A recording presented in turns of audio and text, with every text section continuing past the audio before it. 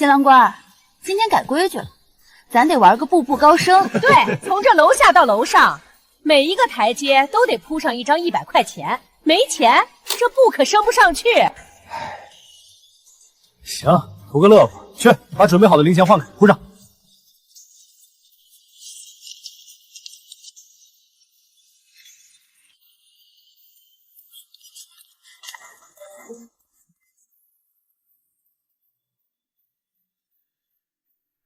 等会儿，宋明，刚才楼道里那些钱，那是给路人看的，进这个屋的钱得另算。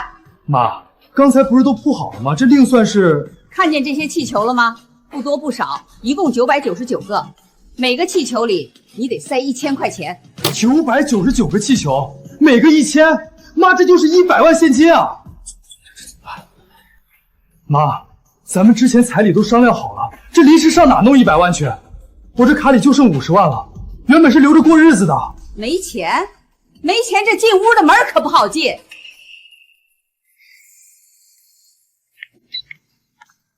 行，50万我全转过去了。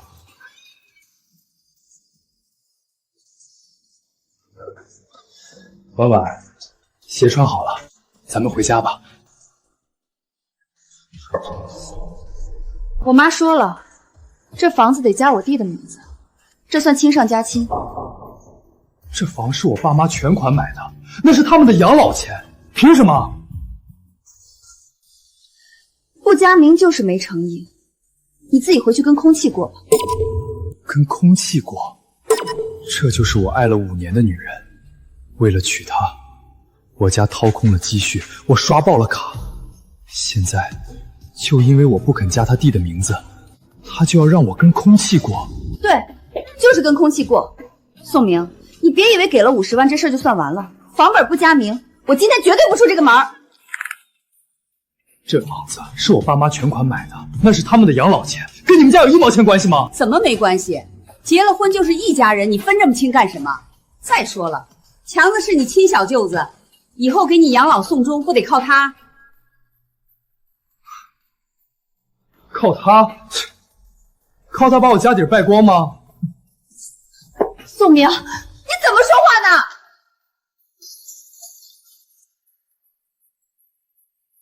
胸口生疼，但我心里的疼比这重1万倍。你道不道歉？不道歉，这婚别结了！你确定不加名就不走？不仅要加名，还得公证。这房子以后有强子一半。行。早这样不就完了？赶紧联系房管局的人。这就对了嘛，女婿，一家人不说两家话。姐夫，以后这房子我住主卧啊。喂，妈。儿子，接到了吗？酒店这边客人都坐满了，就等你们了。妈，对不起，这婚我不结了。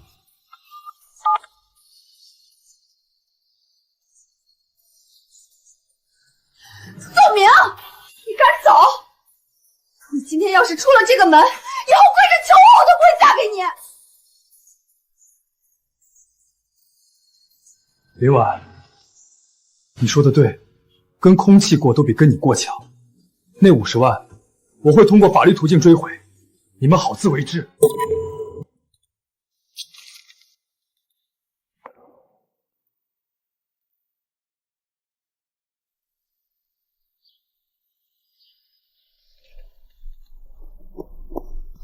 明哥，嫂子呢？没嫂子了，通知车队回酒店。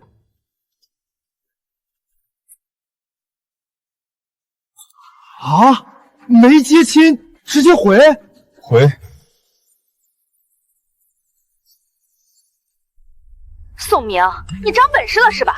敢当众给我难堪！我告诉你，现在立刻马上滚回来，跪下给我妈和强子道歉，再拿20万精神损失费，否则这事儿没完！你真以为我不敢退婚？追我的人排到法国。宋明，你说话！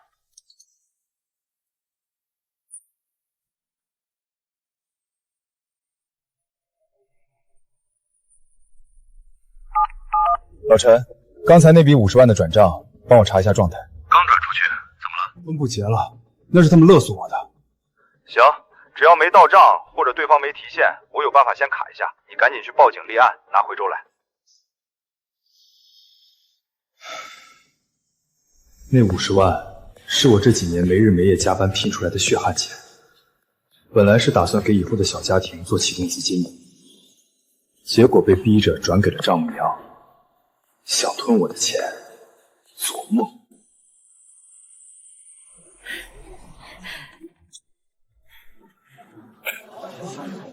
爸妈，儿子不孝，今天这脸咱们家丢定了。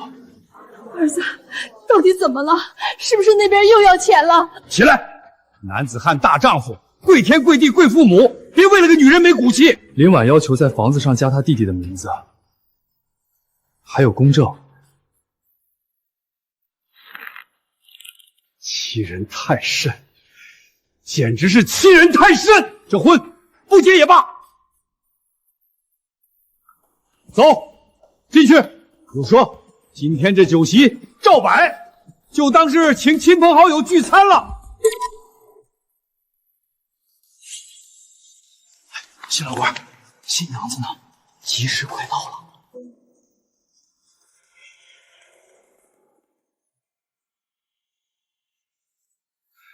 各位亲朋好友，很抱歉，今天的婚礼取消了。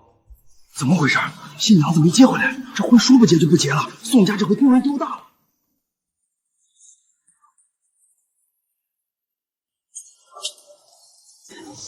宋明，你个王八蛋！大家快来看看啊，都来评评理啊！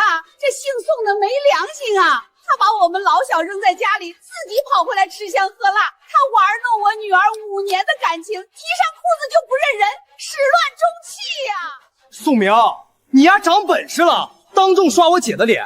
我告诉你，你今天不给我姐一个说法，不把那字签了，我当场把你这破酒店砸了，你信不信？这新郎官怎么回事？把丈母娘气得坐地上哭，看着挺斯文的，难道真是个始乱终弃的负心汉？以前我怎么会觉得他们是直爽？这分明就是无赖，是吸血鬼。既然来了，那就当着大家的面把账算清楚。算账？算什么账？宋明，你把话给我说清楚！你凭什么当众羞辱我？算算这100万现金，还有那50万转账，还有你妈要强行在房产证上加你弟名字的账。你胡说八道！我什么时候每个气球1签，一共999个，少一个子儿，这门你都别想进。我妈说了，这房子得加我弟的名字，算亲上加亲，不加名就是没诚意。你自己回去跟空气过吧。天哪，这哪是嫁女儿，这是卖女儿啊！明摆着抢钱呐！这家人想钱想疯了吧？娶个媳妇儿要把全家都搭进去，还要给弟弟加名，这算盘打得我在2环都听见了。宋家真是倒了血霉。他竟然录音了，他竟然真的敢在婚礼现场当着所有人的面把这块遮羞布给撕了。你宋明，你卑鄙！你居然在这儿算计我！我卑鄙？你们接亲的时候坐地起价，临时加价100万的时候不卑鄙，逼我当众转空积蓄刷爆卡的时候不卑鄙，要把我爸妈辛苦一辈子的养老房加你弟名字的时候你们不卑鄙？宋明，你别在那儿血口喷人！我们要钱怎么了？我养大女儿20多年不容易，临门一脚要点彩礼，保证她以后生活，难道不应该吗？那是彩礼吗？那是你们给你这个宝贝儿子买房买车的钱。林强，你身上穿的这一身名牌，你外面开的那辆车，哪一样不是花我的钱？哪一样不是我加班熬夜省出来的？怪不得呢，全家吸一个人的血呀！这就不是嫁女儿，这是找冤大头接盘呢。以前我忍了，因为我爱林婉，我觉得一家人总能磨合。但你们千不该万不该，把主意打到我爸妈头上。那房子是他们的命，是他们的养老钱。今天，当着在场所有亲朋好友的面，我宋明正式宣布，这婚彻底离了。我跟林婉从此恩断义绝。别演了，刚才那50万，我会通过法律途径追究到底，1分钱你们也别想吞。至于你们，现在给我滚！你让我滚？宋明，你丫给脸不要脸！吃了我姐5年，现在想拍拍屁股走人？敢欺负我姐和我妈，我他妈弄死你！放开我！你们这是非法拘禁，我要报警抓你们！报警？报啊！正好跟警察当面聊聊，你那网赌欠的100多万，打算拿什么还？你怎么知道？什么网赌？什么100万？宋明，你少在那血口喷人，坏我儿子的名声！宋明，你把话说清楚，强子他怎么了？你们以为今天这出戏逼着我要钱是为了什么？不就是为了给他填那个填不满的窟窿吗？怪不得呢，这是拿新郎官当冤大头，给赌鬼记号，拿女儿的婚事填赌债的坑。林婉，你到现在还蒙在鼓里吗？你这位好弟弟在外面欠的是高利贷，人家放高利贷的说得很清楚，要是今天不把钱还上，就直接断他一只手。所以你们才这么急着要那100万现金，逼我转那50万，甚至连我爸妈的房子都不放过。疯了吧？拿姐夫的血汗钱去填赌债，还想要人家爸妈的养老房，这心肠黑透了。强子，宋明说的是真的吗？你真的在外面赌钱欠了100万？姐，你别听他胡说，宋明他在放屁，他就是不想给钱，故意想挑拨咱们姐弟关系，你信他不信我？挑拨？林强，你真当我是3岁小孩？是不是胡说？你自己看看他的手机不就清楚了？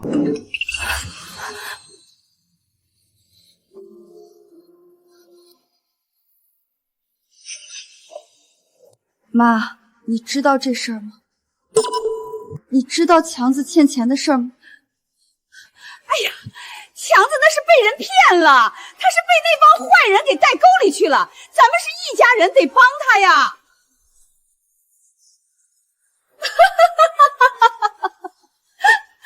帮？拿什么帮？所以你们合起伙来，就是想拿我的婚姻去填林强这个填不满的无底洞。女儿啊，你这是什么话？你就这一个亲弟弟，你不帮谁帮？难道眼睁睁看着他被人打残废？再说了，宋明家不是全款买得起房吗？他们家有的是钱，这点钱对他们来说根本不算什么，出点钱救小舅子命，不是天经地义吗？姐，你快跟姐夫要钱呀！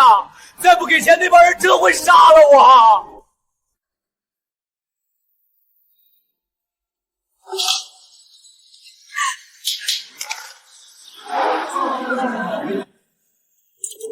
我就是这天底下最大的傻子，我就是个傻子。宋明，我真是个彻头彻尾的傻子。宋明，我错了，我真的知道错了，我真的不知道林强欠了那么多赌债。我以为妈在接亲时要那些钱是为了我好，是为了给我争个面子，不让别人看清我。宋明，房子我不加名了，那气球里的钱我也统统不要了。妈，快把那50万退给宋明！宋明，我们结婚好不好？今天就把婚结了，我是真的爱你啊。曾经他哪怕只是皱一下眉头，我都会心疼的半死。可现在看着他哭得撕心裂肺，我心里竟然激不起一丝波浪，甚至只觉得丑。爱我？林婉，你所谓的爱我，就是任由你妈和你弟把我的尊严踩在脚底下。爱我就是任由你家人吸我的血，还理所当然的觉得我欠你们的。林婉，你的爱太贵了，我宋明这辈子都买不起，也不想再买了。不是的，宋明，你再给我一次机会。我改，我一定改。从今天起我不听我妈的了，我什么都听你的。房本不加名了，钱我全都退给你。我们现在就去领证好不好？晚了，林婉，镜子已经碎了，就算你用命把它粘起来，上面也全是裂痕。而且有这样的家人在，你永远都改不了。我真的会跟他们断绝关系的。断绝关系？只要你心软一次，他们就会像水蛭一样再次煎上来，直到把我爸妈把我们全家都吸干。我这辈子还长，不想用我的一辈子去赌你那点可怜的良心发现。宋明，你个没良心的畜生！睡了我女儿整整5年，现在想拍拍屁股一走了之，天底下没这么便宜的事儿！我告诉你，没门儿！那50万早就进强子卡里了，你想要回去，有本事你现在就去告啊，看谁耗得过谁。还有，林婉肚子里已经怀了宋明的种。宋明，你敢在这时候抛弃妻儿，我就去你们单位大门口拉横幅，去网上曝光你，让你这辈子都身败名裂，出门就被唾沫星子淹死。怀孕？如果林婉真的在这个节骨眼上怀孕了，这婚怕是真没那么容易离干净了。妈，你胡说什么呢？我什么时候……闭嘴！你个蠢货！没错，就是2个月了，医生亲口跟我说的，怀的就是你宋明的种。宋明，你要是还是个带把的男人，就赶紧乖乖把这婚结了，明天一早就去房产证上把强子的名字加上，否则我明天就带人去你单位拉横幅，说你始乱终弃，逼死玉溪，你就等着身败名裂吧。怀孕？好啊，既然你说怀孕了，那正好，我这儿也有一份体检报告，想请在座的各位亲朋好友一起帮着看看。这是我的婚前体检报告，本来想给你留最后一丝颜面，没想到它现在成了我的护身符。林婉，你自己瞪大眼睛看清楚。这不可能，绝对不可能！什么破纸？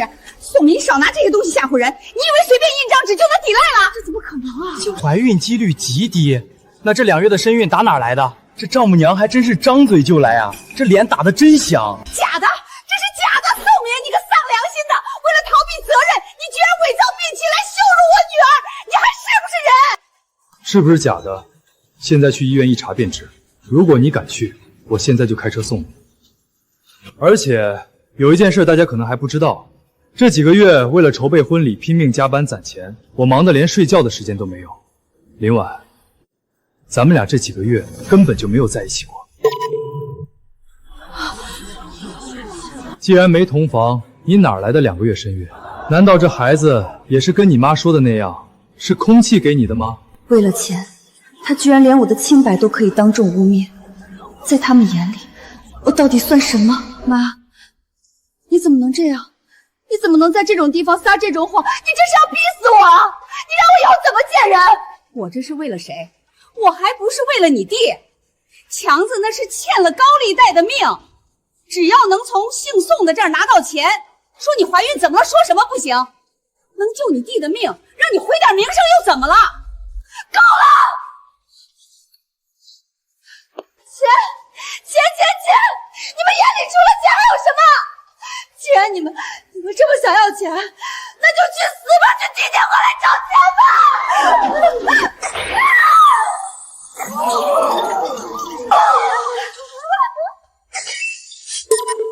林婉，你冷静点！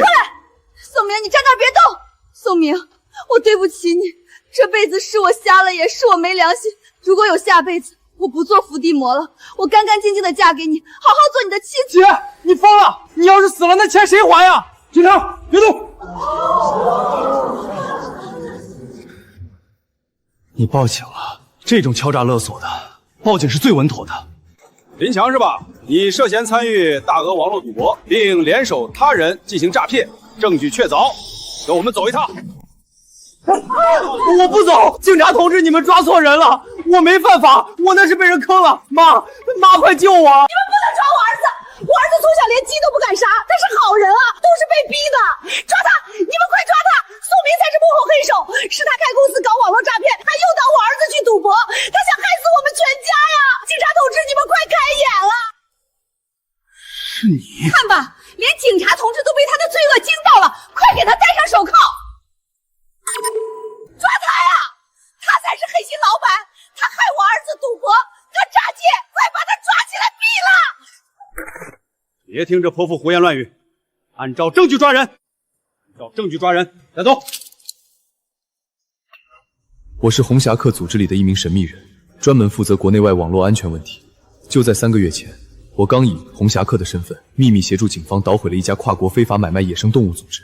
在合作之前，我的背景早就被他们调查得干干净净。我不走，妈救我！苏明，你个阴险的小人，你害死我了！放开我！看着这原本喜庆的礼堂面变成这样，我心里没有想象中的快感，只有无尽的疲惫。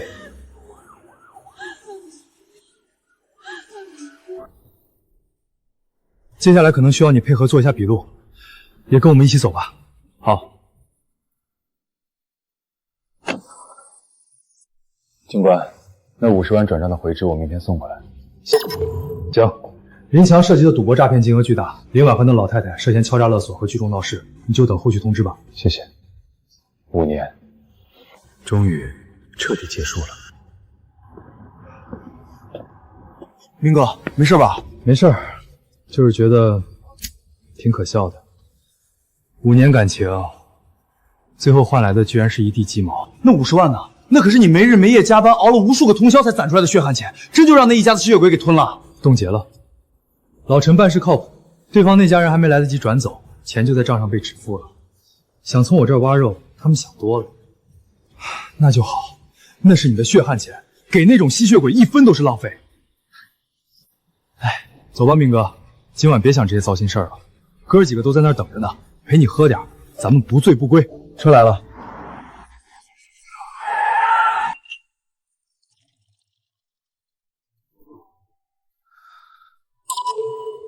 宋哥，别担心，你们喝着，我先回去了。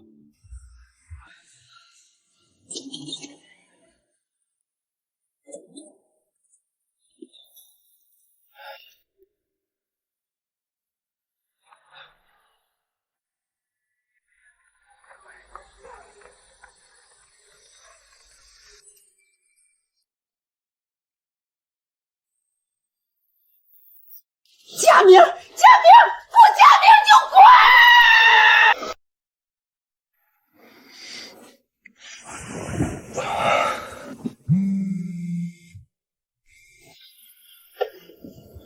这大清早的，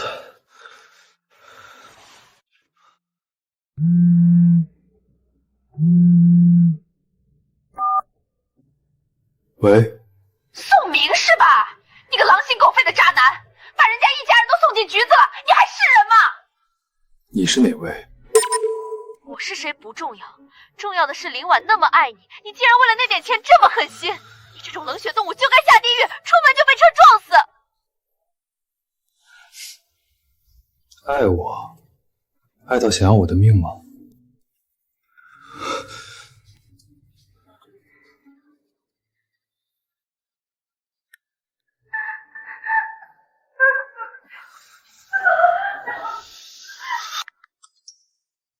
这种男人就该判死刑，这种人渣活着就是浪费空气，这就是有钱人的嘴脸吗？有钱就能随便玩弄别人感情？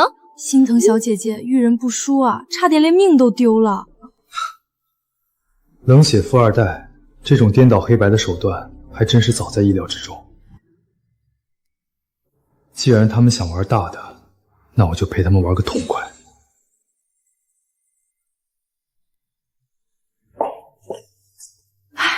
又是来看林婉的，那一家的亲戚可真能闹。不是亲戚，是来做最后了断的。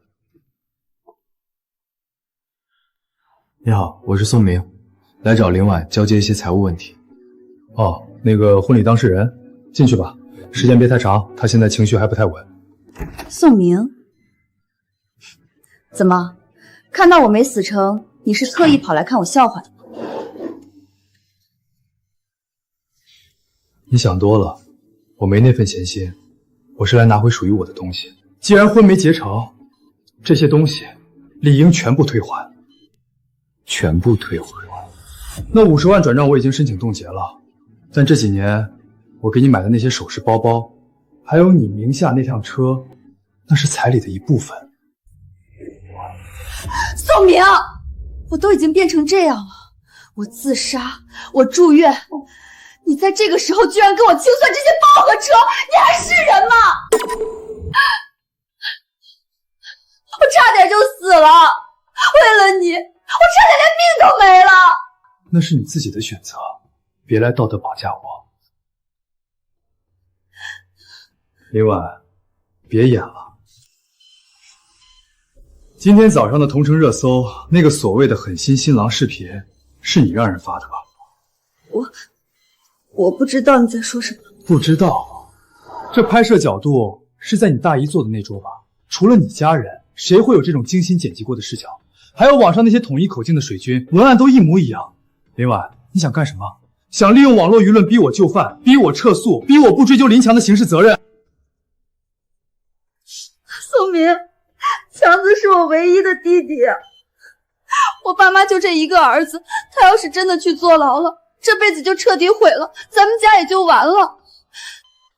宋明，你就当行行好，看在咱们5年的情分上，放过强子这一次行不行？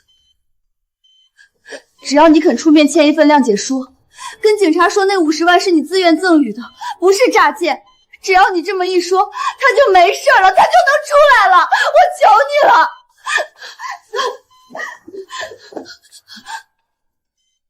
林婉，你到现在还没醒悟，毁了林强的不是我，是你，是你妈，是你们全家对他那种毫无底线的纵容。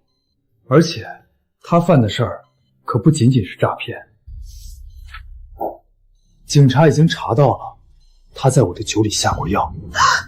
什么药？宋明，你别吓我，强子他不敢的。不敢？还记得上次家庭聚会，我莫名其妙喝断片那次吗？就在那天我断片之后，你就开始疯狂催我买房，催我加名，催我给彩礼。林强给我下的是致幻剂。为了钱，你们一家人真是无所不用其极啊！拿我的命去赌林强的债。我不知道，宋明，我真的不知道那是药。不管你知不知道，这已经是刑事犯罪了，这不是我签一份谅解书就能了事的，法律会教他怎么做人。刑事犯罪，你名下的首饰和车，我会让人来清点。至于你妈转走的那笔钱，法院传票过几天就到。你好自为之。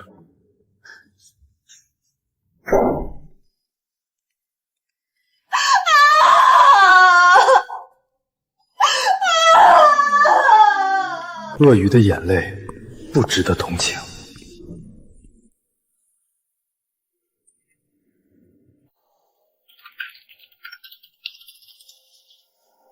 既然你们想利用舆论，那我就给你们一个彻底的真相。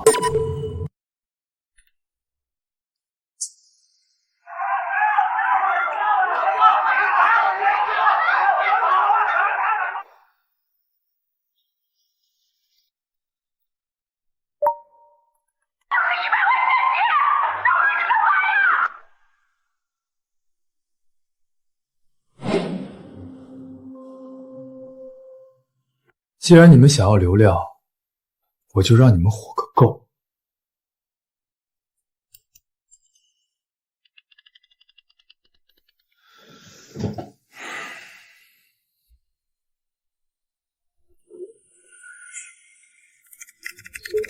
我操，这才是真相！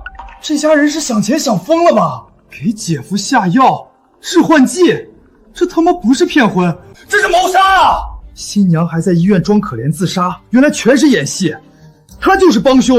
这种伏地魔，谁娶谁倒霉，赶紧避雷！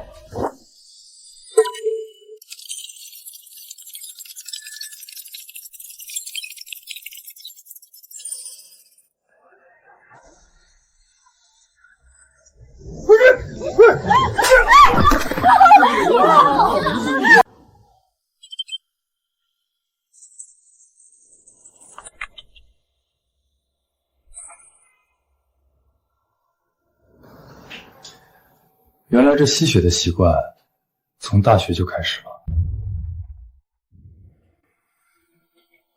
舆论的压力让警方加快了办案速度，林强这辈子算是彻底交代在里面了。至于林婉，虽然没直接投毒，但那50万是进了他的卡，诈骗从犯，他逃不掉。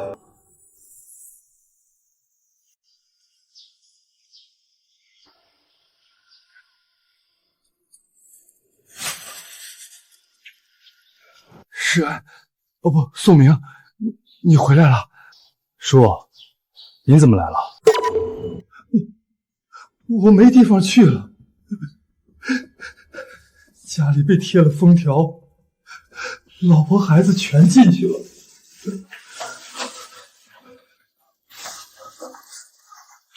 是，哦不，宋明，你下班了？说，找我有事儿？宋明，叔叔求你个事儿，算叔求你这最后一次，能不能把诉给撤了？只要你撤诉，那50万我们砸锅卖铁马上退，房子我们也不要了，一个字也不敢加。墙子已经毁了，林婉她是个女孩子，她不能坐牢啊，进去了这辈子就全完了。在这个家里，她也是受害者，一辈子被老婆压着，被儿子吸着，最后还要替全家的贪婪来求情。叔，实话跟你说，不是我不撤，林强下药诈骗，这已经是公诉案件了，我撤不了，他触犯的是刑法。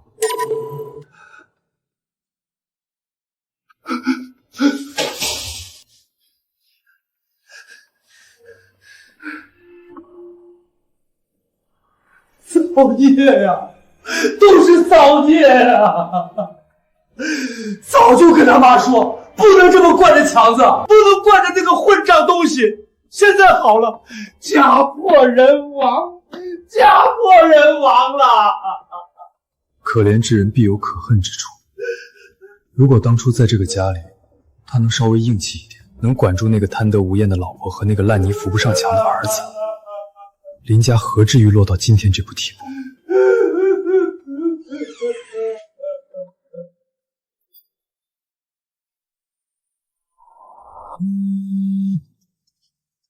喂，明哥，那个林婉托律师传话说想见你最后一面。最后一面？在看守所，你看要去吗？去吧，总要做个最后的了断。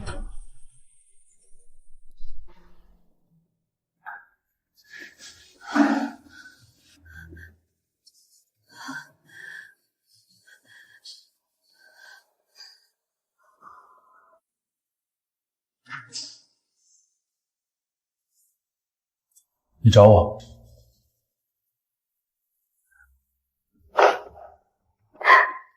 宋明，对不起。这是他见到我说的第一句话。这一次，我从他颤抖的声音里听出了一丝迟来的真心。都过去了，再说这些已经没意义了。我知道，我这辈子算是彻底完了。判决下来了，强子数罪并罚，判了12年。我妈因为包庇和闹事判了1年，我也要判3年。我爸把老家的老房子卖了，他正挨家挨户借钱，想把那50万凑齐退给你。宋明，我是真的爱过你，真的。但是从我有记忆开始，我妈就每天在我耳边念叨，她说弟弟是家里的根，我是姐姐，我必须帮他，哪怕豁出命也要帮他。我一直以为这就是亲情，这就是我的责任。直到那天在婚礼台上，我看他挥着拳头想打你，看他像疯子一样想抢我的手机，那一刻我才明白，直到那一刻我才明白，在他眼里，我从来不是什么姐姐，我只是他的一张提款机，是他的一块垫脚石。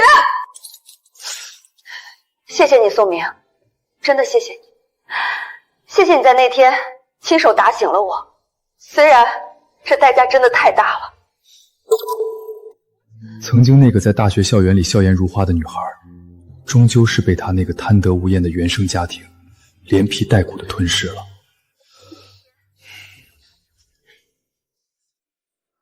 在里面好好改造，等将来出来了，为自己活一次吧，别再去做谁的附属品了。你不欠谁的，更不该是林强的提款机。我会的，宋明，我一定会改。宋明，祝你幸福，真的。以后找个好女孩，千万别找像我这样的。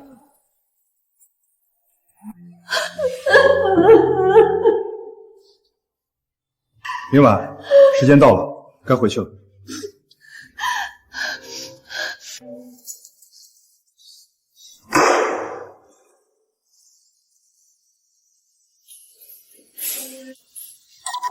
看着他的背影消失在铁门后，我心里那块压了整整5年的大石头终于彻底落地了。这段5年的感情以一种最惨烈、最现实的方式彻底画上了句号。但我并不后悔，因为在那场荒诞的婚礼上，我不仅守住了底线，更守住了作为一个男人的尊严。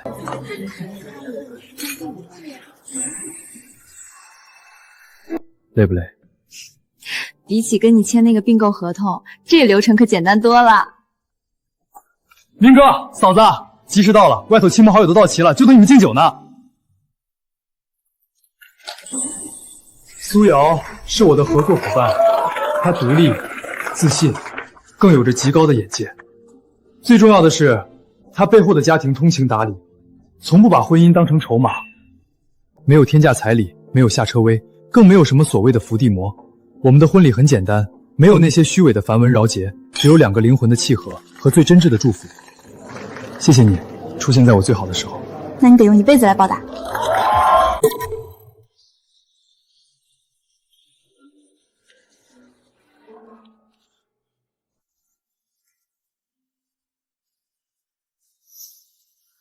明哥，你看那是谁？虽然他遮得严实，但我还是一眼认出了他。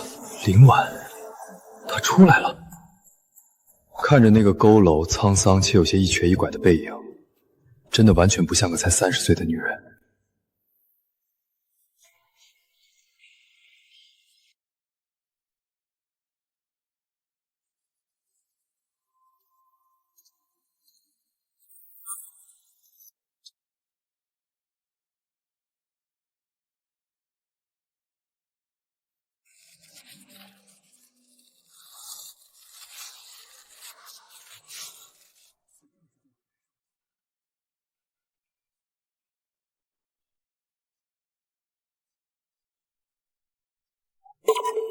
祝你们白头偕老。这一次，我学会了怎么爱自己。终究，在那段泥潭一样的日子里，我们也算都爬出来了。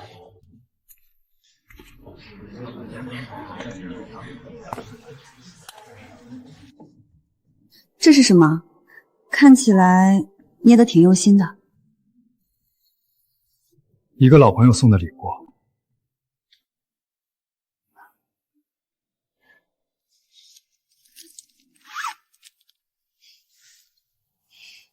走吧，爸妈还在主桌那边等着咱们敬酒呢。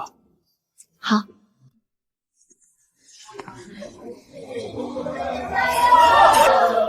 看着眼前的这一切，我想，这才是生活该有的样子。不需要跟空气过，也不需要跟吸血鬼过，只需要跟对的人过最踏实的日子。毕竟，人总要向前看。3年前的那场荒诞，终究成了我脚下的踏板。步步高升的，不应该是台阶上的钱，而是我们的人生。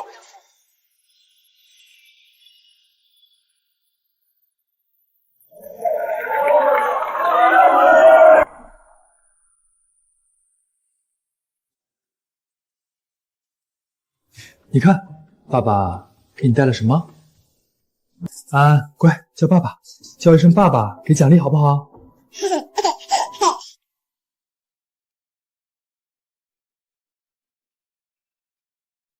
妈，宋总，看来你在女儿心里的排位还得再往后挪挪。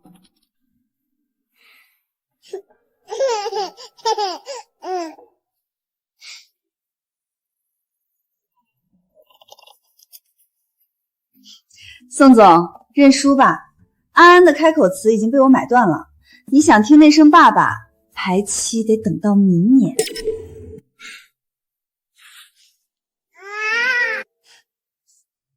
行，苏董大气。这带孩子可真比盯着大盘看 K 线图费脑子多了。是呀。呀，妈妈。李阿姨，开下门。哎，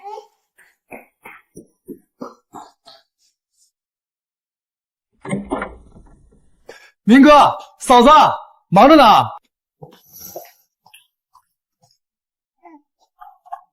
南非那边的客户刚送过来的特级燕窝，品相绝了，我寻思着这好东西得紧着咱家安安，特意拿2盒过来给孩子补补。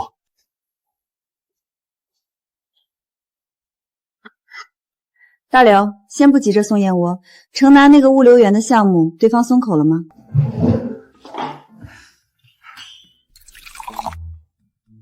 拿下了！那帮老狐狸本来还想仗着地段好跟咱们拿捏价格，结果我把咱们公司上半年的资金链报告往桌上一拍，对方二话没说，当场签字。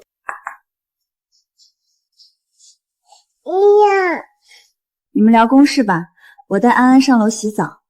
这一身口水味儿，宋总也不嫌弃。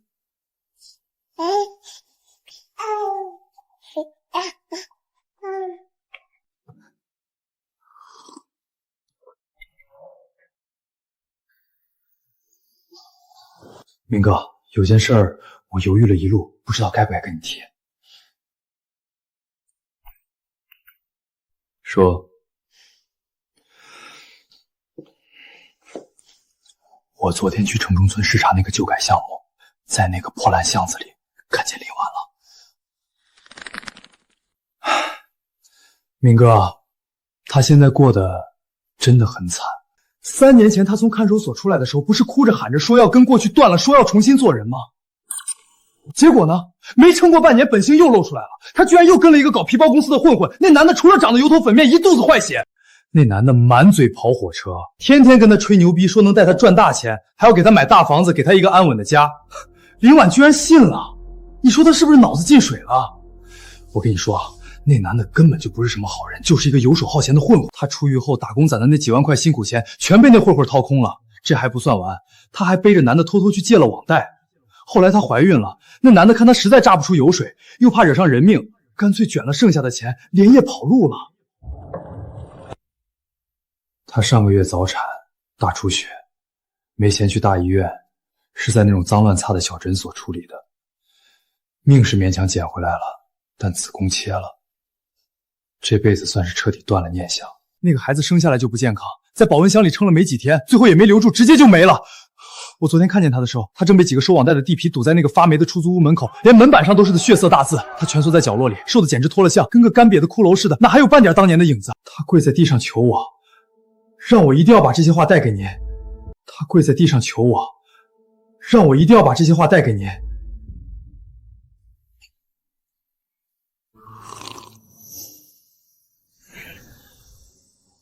说完了。明哥，你就这反应，一点波澜都没有？那我该有什么反应？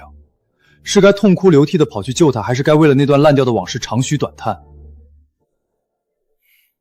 路是他自己选的，3年前在看守所，我就亲口跟他说过，以后别再做谁的附属品，要为自己活一次。可他改不了，他这辈子就注定要找根藤蔓攀着才能活，哪怕那根藤蔓有毒。也是，江山易改，本性难移，这话一点不假。他就是那种必须找根藤蔓攀着才能活的寄生虫。以前攀着你吸血，后来攀着他那个烂泥弟弟当伏地魔，现在又攀着个渣男混混，这纯粹是他自找的，活该。行了，以后他的事儿一个字都不用跟我提。留下来吃个晚饭再走吧，苏瑶这会儿应该快下楼了。哎，不了，明哥，晚上那局可推不开，几个大行的行长都在等我，我得先撤了。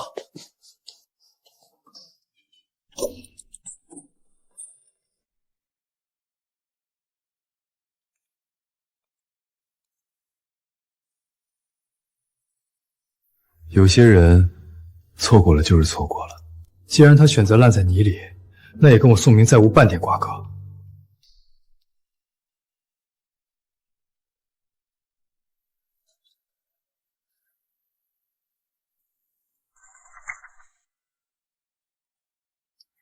大刘今天走得挺急的，出什么事儿了吗？没什么，不过是些陈芝麻烂谷子的破事儿。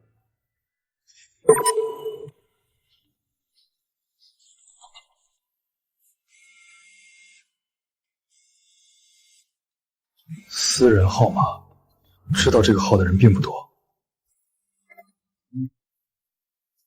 喂，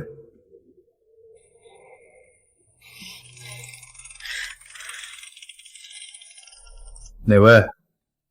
不说话我挂了。宋明，是林婉，有事儿。宋明，救救我！求求你救救我！我要死了！我真的要死了！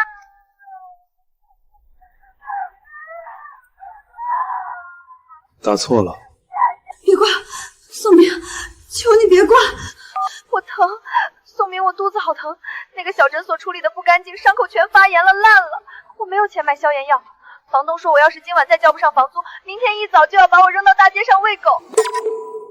宋明，我什么都没有了，我真的没留住，身体也废了，子宫没了。房贷公司的人就在门口，他们说今晚不还钱就要冲进来砍我的手。我好后悔。宋明，我真的好后悔，那个畜生骗了我，他说他会照顾我一辈子，说会给我一个家，结果他卷走了我所有的钱，连打工攒的几万块辛苦钱都没给我留。宋明，我当初以为他会像你当年一样对我好，我以为全天下的男人都该像你一样哄着我供着我，可是我错了，这个世界上再也没有人像你一样对我好了。宋明，你救救我吧，求求你最后救救我。林婉，你以为他会像我当年一样对你好，所以你从看守所一出来就急着找他。林婉，你不是在找爱，你只是在找一个替代品，找一个能让你不用脑子不用流汗就能继续供养你的宿主。不是的，宋明，我只是太孤单了，我害怕一个人。孤单？你是寄生惯了，你从来没有学会怎么爱自己。你这辈子唯一擅长的事儿就是寻找不同的寄生对象。以前是我，后来是你弟，现在是这个骗子混混。一旦离开供养者，你就会像一滩烂泥一样瘫在地上。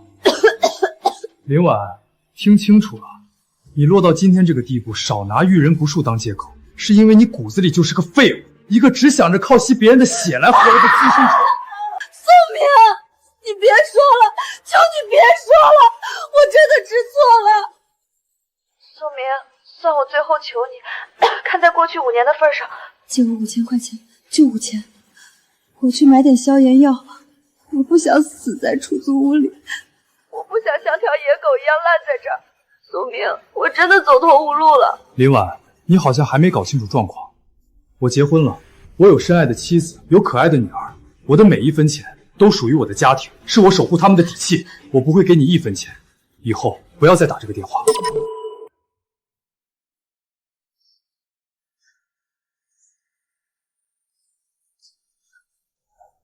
苏瑶，放心吧，有我呢。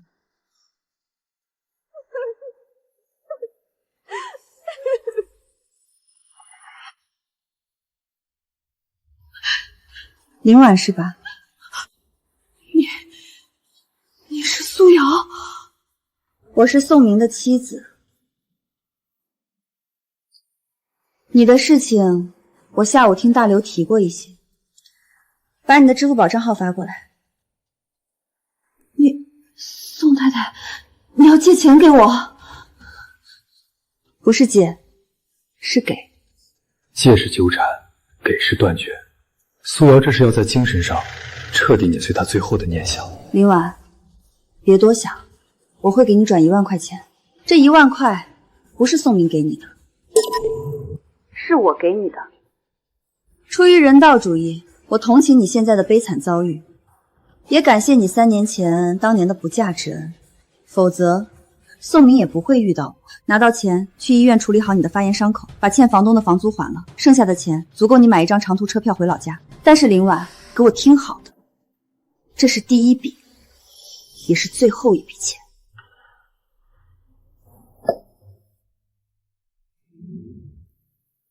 林婉，这1万块买断了你和宋明之间最后的一点因果，从这一秒起，你们两清了。从现在起，如果你再敢拨打这个号码，或者出现在宋明和我的家人面前，公司的法务部会第一时间以敲诈勒索和骚扰罪起诉你。你刚从监狱里出来3年，应该不想再进去待几年吧？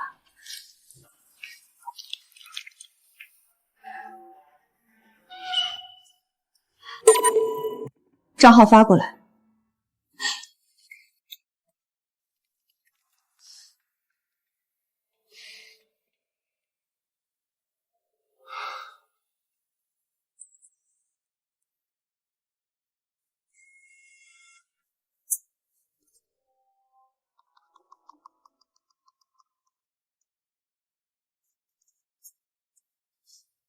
好了。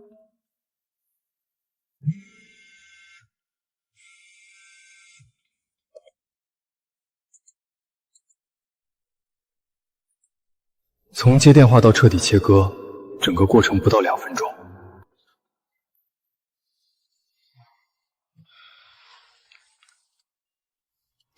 处理完了。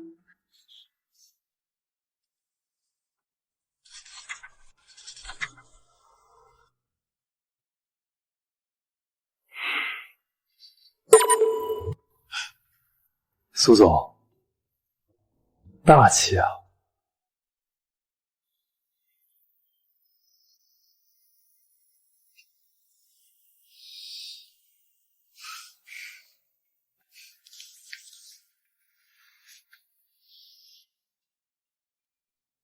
！1万块钱买个彻底的清净，顺便永绝后患。对我而言，这笔投资极其划算。宋明，你要记住，对付林婉这种人，你跟他讲道理、讲过去、讲底线都没用。最好的办法就是用钱直接砸断他所有的念想，再用法律作为高压线警告他。只有这样，才最有效。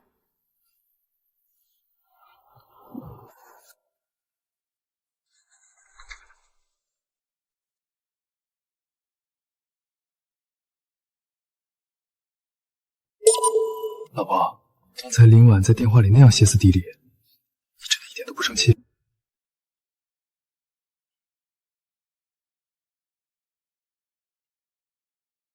生气？我为什么要生气？就因为一个连自己的人生都经营不好，连最后的体面都维持不住的失败者打来的一通满是绝望的求助电话。我的格局还没那么小，我站在山顶看风景，总不至于因为山脚下坛里的人喊2句话就跳下去跟他撕扯，平白拉低自己的层次。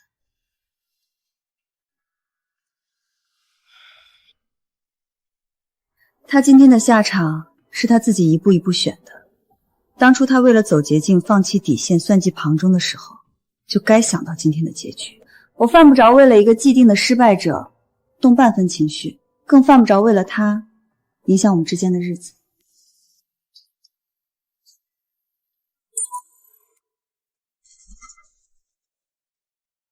好啦，别想这些无关紧要的人和事儿了，有这个心思不如陪我多看2页书，或者早点睡。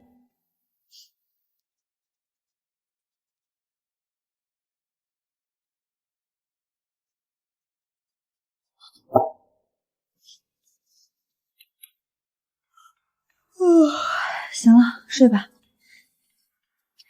明天上午还得跟城南那个文旅项目的资方开高层闭门会议，一上午的议程，有的忙呢。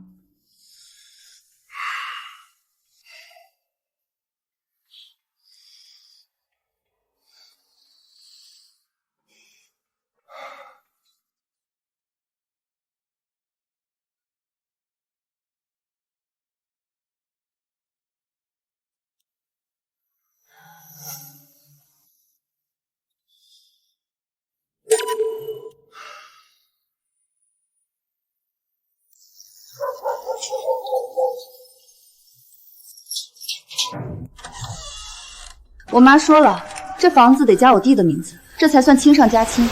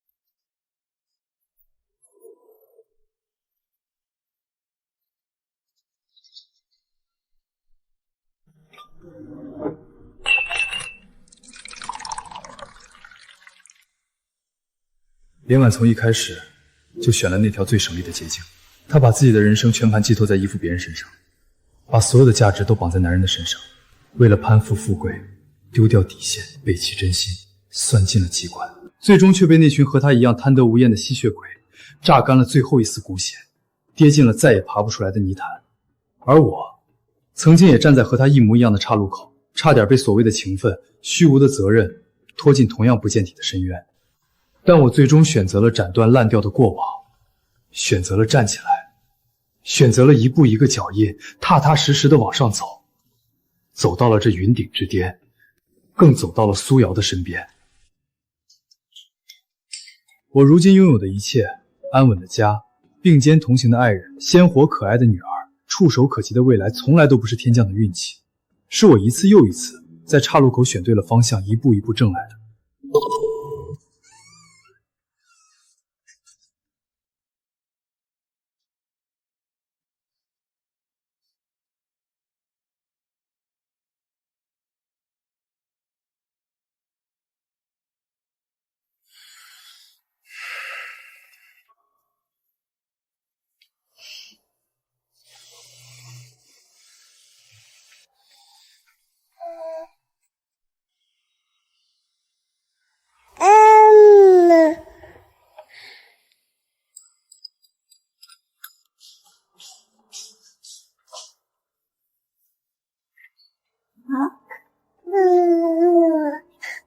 知道啦，小馋猫，肉肉这就来，慢点吃，别烫到。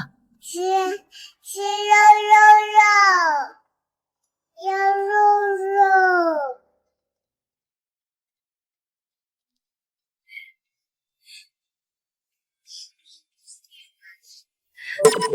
昨天签约那么顺利，今天总算能轻松一点。晚上早点回来陪安安玩。好，今晚推掉所有应酬，回来陪你们母女俩。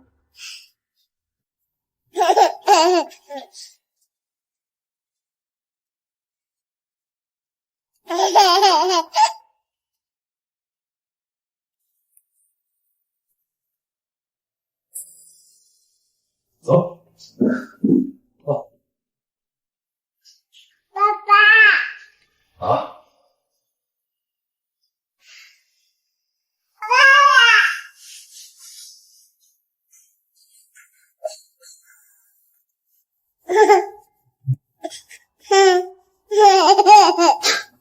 小调皮，别扯爸爸领带，等下还要去公司呢。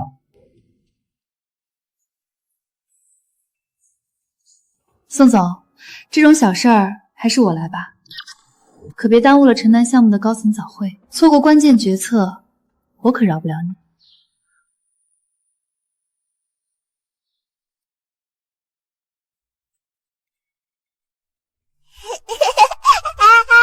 爸爸妈妈。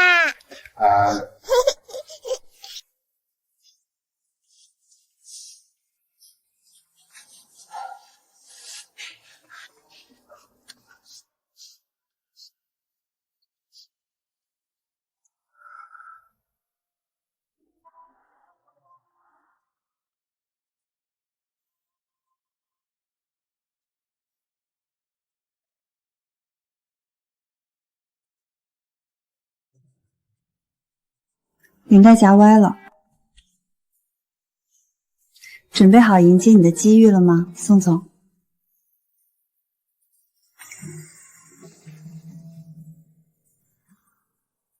当然。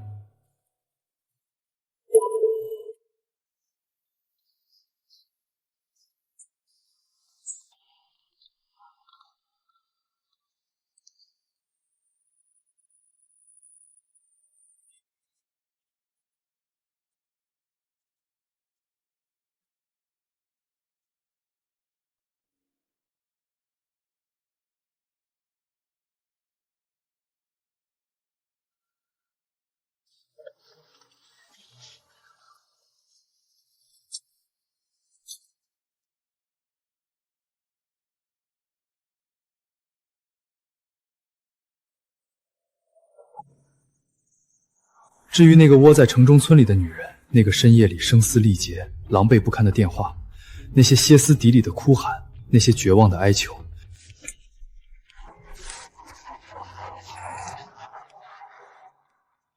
就像这窗外一闪而过的落叶，风一吹就再也找不到了。那些曾经的纠葛、执念与过眼云烟，显不心底半分涟漪。